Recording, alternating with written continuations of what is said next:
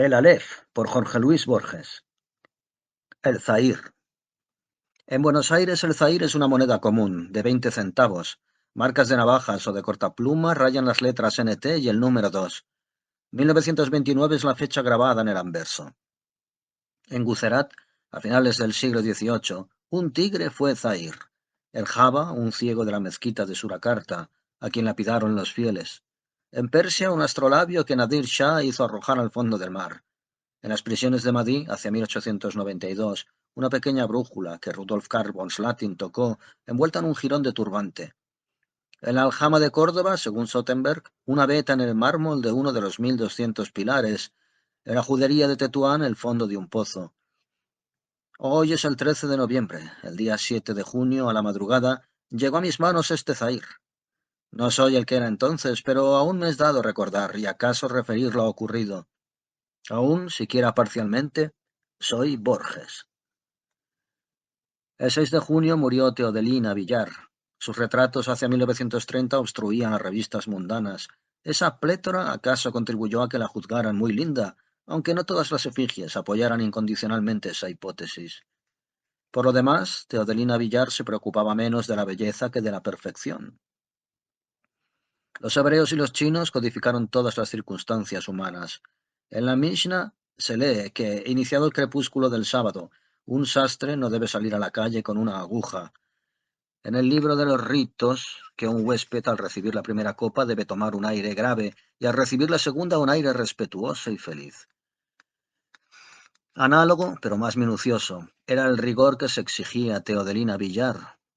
Buscaba, como el adepto de Confucio o el talmudista, la irreprochable corrección de cada acto, pero su empeño era más admirable y más duro, porque las normas de su credo no eran eternas, sino que se plegaban a los azares de París o de Hollywood. Teodelina Villar se mostraba en lugares ortodoxos, a la hora ortodoxa, con atributos ortodoxos, con desgano ortodoxo, pero al desgano, los atributos, la hora y los lugares caducaban casi inmediatamente y servirían, en boca de Teodelina Villar, para definición de lo cursi. Buscaba lo absoluto, como Flaubert, pero lo absoluto en lo momentáneo. Su vida era ejemplar, y sin embargo la roía sin tregua, una desesperación interior. Ensayaba continuas metamorfosis, como para huir de sí misma. El color de su pelo y las formas de su peinado eran famosamente inestables.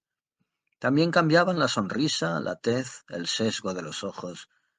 Desde 1932 fue estudiosamente delgada. La guerra le dio mucho que pensar. Ocupado París por los alemanes, ¿cómo seguir la moda? Un extranjero de quien ella siempre había desconfiado se permitió abusar de su buena fe para venderle una porción de sombreros cilíndricos. Al año se propaló con esos adefesios que nunca se habían llevado en París, y por consiguiente no eran sombreros, sino arbitrarios y desautorizados caprichos. Las desgracias no vienen solas. El doctor Villar tuvo que mudarse a la calle Araoz, y el retrato de su hija decoró anuncios de cremas y de automóviles. Las cremas que harto se aplicaban, los automóviles que ya no poseía. Esta sabía que el buen ejercicio de su arte exigía una gran fortuna. Prefirió retirarse a claudicar. Además, le dolía competir con chicuelas insustanciales. El siniestro departamento de Aráoz resultó demasiado oneroso. El 6 de junio, Teodelina Villar cometió el solecismo de morir en pleno barrio sur. Confesaré que, movido por la más sincera de las pasiones argentinas, el esnovismo, yo estaba enamorada de ella y que su muerte me afectó hasta las lágrimas. Quizá ya lo haya sospechado el lector. En los velorios, el progreso de la corrupción hace que el muerto recupere sus caras anteriores. En alguna etapa de la confusa noche del 6, Teodelina Villar fue mágicamente la que fue hace 20 años. Sus rasgos recobraron la autoridad que dan la soberbia, el dinero, la juventud, la conciencia de coronar una jerarquía, la falta de imaginación, las limitaciones, la estolidez. Más o menos, pensé. Ninguna versión de esa cara que tanto me inquietó será tan memorable como esta. Conviene que sea la última, ya que pudo ser la primera. Rígida entre las flores, la dejé, perfeccionando su desdén por la muerte. Serían las 2 de la mañana cuando salí. Afuera, las previstas hileras de casas bajas y de casas de un piso habían tomado ese aire abstracto que suelen tomar en la noche cuando la sombra y el silencio las simplifican. Ebrio de una piedad casi impersonal, caminé por las calles. En la esquina de Chile y de Tacuarí vi un almacén abierto. En aquel almacén, para mi desdicha, 3 hombres jugaban al truco. En la figura que se llama oxímoron se aplica a una palabra un epíteto que parece contradecirla. Así los gnósticos hablaron de luz oscura, los alquimistas de un sol negro. Salir de mi última visita a Teodelina Villar y tomar una caña en un almacén era una especie de oxímoron. Su grosería y su facilidad me tentaron. La circunstancia de que se jugara a los naipes aumentaba el contraste. Pedí una caña de naranja. En el vuelto me dieron el zahir. Lo miré un instante. Salí a la calle, tal vez con un principio de fiebre. Pensé que no hay moneda que no sea símbolo de las monedas que sin fin resplandecen en la historia y la fábula. Pensé en el óbolo de Caronte, en el óbolo que pidió Belisario, en los 30 dineros de Judas, en las dracmas de la cortesana Laís, en la antigua moneda que ofreció uno de los durmientes de Éfeso, en las claras monedas del hechicero de las 1001 noches que después eran círculos de papel, en el denario inagotable de Isaac Lacuedem, en las 60.000 piezas de plata, una por cada verso de una epopeya que Firdusi devolvió a un rey porque no eran de oro, en la onza de oro que hizo clavar a Hap en el mástil, en el florín irreversible de Leopold Bloom, en el Luis cuya efigie delató cerca de Varennes al fugitivo Luis XVI. Como en un sueño, el pensamiento de que toda moneda permite esas ilustres connotaciones me pareció de vasta, aunque inexplicable, importancia. Recorrí con creciente velocidad las calles y las plazas desiertas. El cansancio me dejó en una esquina. Vi una sufrida verja de fierro, detrás vi las baldosas negras y blancas del atrio de la Concepción. Había errado en círculo. Ahora estaba a una cuadra del almacén donde me dieron el zahir. Doblé. La ochava oscura me indicó desde lejos que el almacén ya estaba cerrado. En la calle Belgrano tomé un taxímetro. Insomne, poseído, casi feliz, pensé que nada hay menos material que el dinero, ya que cualquier moneda, una moneda de 20 centavos, digamos, es en rigor un repertorio de futuros posibles. El dinero es abstracto, repetí. El dinero es tiempo futuro. Puede ser una tarde en las afueras, puede ser música de Brahms, puede ser mapas, puede ser ajedrez, puede ser café, puede ser las palabras de Epícteto que enseñan el desprecio del oro. Es un proteo más versátil que el de la isla de Faros. Es tiempo imprevisible, tiempo de Bergson, no duro tiempo del Islam o del pórtico. Los deterministas niegan que haya en el mundo un solo hecho posible. Id est, un hecho que pudo acontecer. Una moneda simboliza nuestro libre albedrío. No sospechaba yo que esos pensamientos eran un artificio contra el zahir y una primera forma de su demoníaco influjo. Dormí tras de tenaces cavilaciones, pero soñé que yo era las monedas que custodiaba un grifo. Al otro día resolví que yo había estado ebrio. También resolví librarme de la moneda que tanto me inquietaba. La miré. Nada tenía de particular salvo unas rayaduras. Enterrarla en el jardín o esconderla en un rincón de la biblioteca hubiera sido lo mejor, pero yo quería alejarme de su órbita. Preferí perderla. No fui al Pilar esa mañana, ni al cementerio. Fui en subterráneo a Constitución, y de Constitución a San Juan y Boedo. Bajé impensadamente en Urquiza, me dirigí al oeste y al sur. Barajé con desorden estudioso unas cuantas esquinas, y en una calle que me pareció igual a todas, entré en un boliche cualquiera, pedí una caña y la pagué con el zahir. Entrecerré los ojos detrás de los cristales ahumados. Logré no ver los números de las casas ni el nombre de la calle. Esa noche tomé una pastilla de veronal y dormí tranquilo. Hasta fines de junio me distrajo la tarea de componer un relato fantástico. Este encierra 2 o 3 perífrasis enigmáticas. En lugar de sangre pone agua de la espada. En lugar de oro, lecho de la serpiente. Y está escrito en primera persona. El narrador es una asceta que ha renunciado al trato de los hombres y vive en una suerte de páramo. Nateir es el nombre de ese lugar. Dado el candor y la sencillez de su vida, hay quienes lo juzgan un ángel. Ello es una piadosa exageración, porque no hay hombre que esté libre de culpa. Sin ir más lejos, él mismo ha degollado a su padre. Bien es verdad que este era un famoso hechicero que se había apoderado por artes mágicas de un tesoro infinito. Resguardar el tesoro de la insana codicia de los humanos es la misión a la que ha dedicado toda su vida. Día y noche vela sobre él. Pronto quizá, demasiado pronto, tal vez, esa vigilia tendrá fin. Las estrellas le han dicho que ya se ha forjado la espada que la tronchará para siempre. Gram es el nombre de esa espada. En un estilo cada vez más tortuoso, pondera el brillo y la flexibilidad de su cuerpo. En algún párrafo habla distraídamente de escamas, en otro dice que el tesoro que guarda es de oro fulgurante y de anillos rojos. Al final entendemos que la zeta es la serpiente Fafnir y el tesoro en que yace el de los Nibelungos. La aparición de Sigurd corta bruscamente la historia. He dicho que la ejecución de esa fruslería, en cuyo decurso intercalé pseudo-eruditamente algún verso de la Fafnismal, me permitió olvidar la moneda. Noches hubo en que me creí tan seguro de poder olvidarla que voluntariamente la recordaba. Lo cierto es que abusé de esos ratos. Darles principio resultaba más fácil que darles fin. En vano repetí que ese abominable disco de níquel no difería de los otros que pasan de una mano a otra mano, iguales, infinitos e inofensivos. Impulsado por esa reflexión, procuré pensar en otra moneda, pero no pude. También recuerdo algún experimento frustrado, con 5 y 10 centavos chilenos y con un vintén oriental. El 16 de julio adquirí una libra esterlina. No la miré durante el día, pero esa noche y otras la puse bajo un vidrio de aumento y la estudié a la luz de una poderosa lámpara eléctrica. Después la dibujé con un lápiz a través de un papel. De nada me valieron el fulgor y el dragón y el San Jorge. No logré cambiar de idea fija. El mes de agosto opté por consultar a un psiquiatra. No le confié toda mi ridícula historia, le dije que el insomnio me atormentaba y que la imagen de un objeto cualquiera solía perseguirme, la de una ficha o la de una moneda, digamos.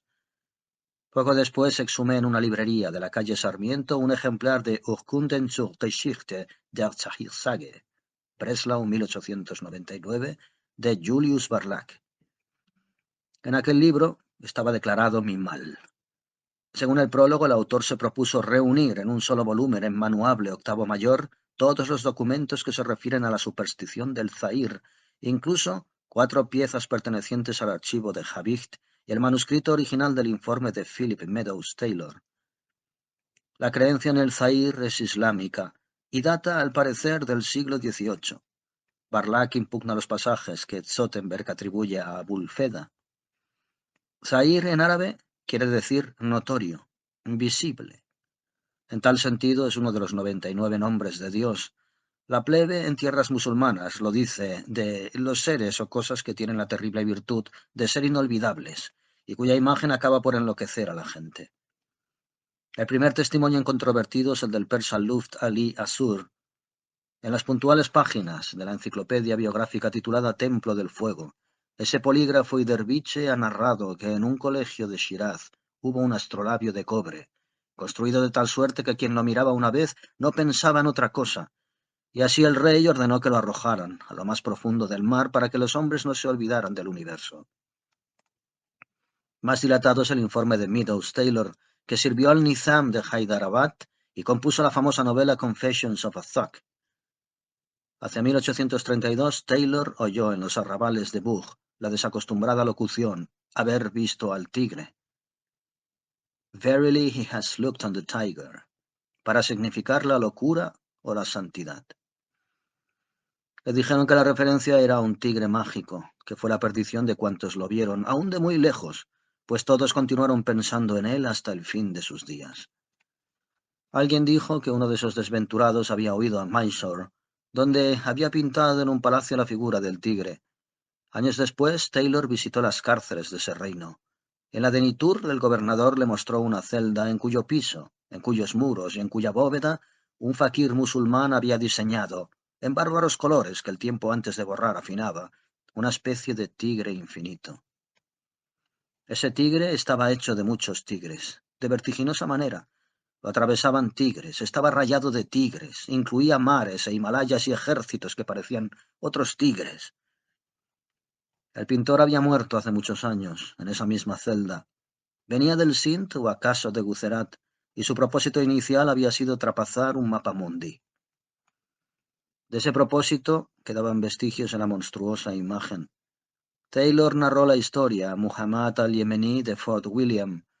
Este le dijo que no había criatura en el orbe que no pretendiera a Zahir, pero que el todo misericordioso no deja que dos cosas lo sean a un tiempo, ya que una sola puede fascinar muchedumbres. Dijo que siempre hay un Zahir y que en la edad de la ignorancia fue el ídolo que se llamó Yauk, y después un profeta del Jorasán que usaba un velo recamado de piedras o una máscara de oro. También dijo que Dios es inescrutable. Muchas veces leí la monografía de Barlac. No desentraño cuáles fueron mis sentimientos. Recuerdo la desesperación cuando comprendí que ya nada me salvaría. El intrínseco alivio de saber que yo no era culpable de mi desdicha, la envidia que me dieron aquellos hombres cuyo zahir no fue una moneda, sino un trozo de mármol o un tigre. Qué empresa fácil no pensar en un tigre, reflexioné. También recuerdo la inquietud singular con que leí este párrafo. Un comentador del Guslan Iras dice que quien ha visto al zahir pronto verá la rosa, y alega un verso interpolado en el Asrar Nama, libro de cosas que se ignoran, de Attar. El zahir es la sombra de la rosa y la rasgadura del velo. La noche que velaron a Teodelina, me sorprendió no ver entre los presentes a la señora de Abascal, su hermana menor. En octubre una amiga suya me dijo: «Pobre Julita, se había puesto rarísima, la internaron en el bosque. ¿Cómo las postrará a las enfermeras que le dan de comer en la boca?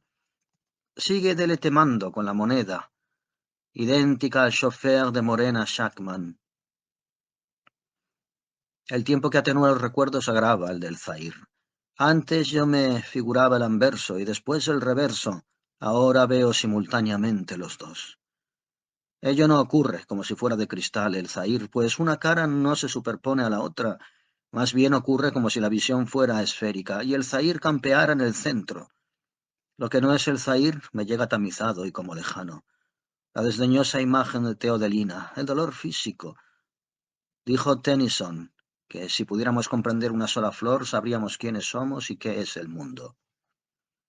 Tal vez quiso decir que no hay hecho, por humilde que sea, que no implique la historia universal y su infinita concatenación de efectos y causas.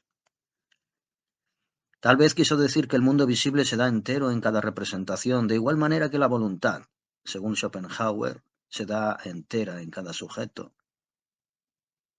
Los cabalistas entendieron que el hombre es un microcosmos, un simbólico espejo del universo.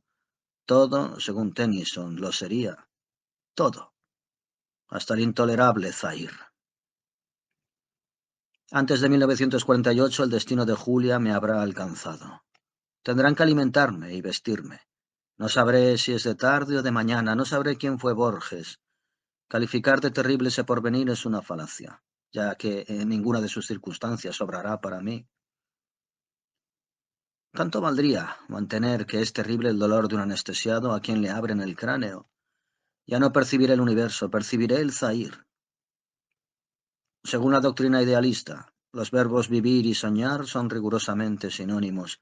De miles de apariencias pasaré a una, de un sueño muy complejo a un sueño muy simple. Otros soñarán que estoy loco, y yo con el Zahir.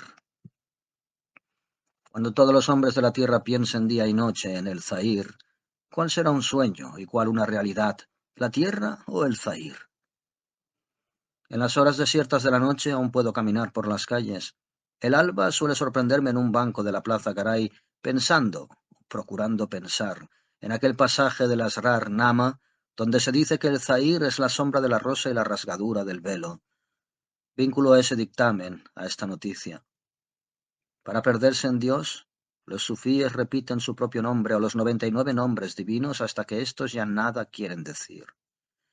Yo anhelo recorrer esa senda. Quizá yo acabe por gastar el Zahir a fuerza de pensarlo y de repensarlo. Quizá detrás de la moneda esté Dios.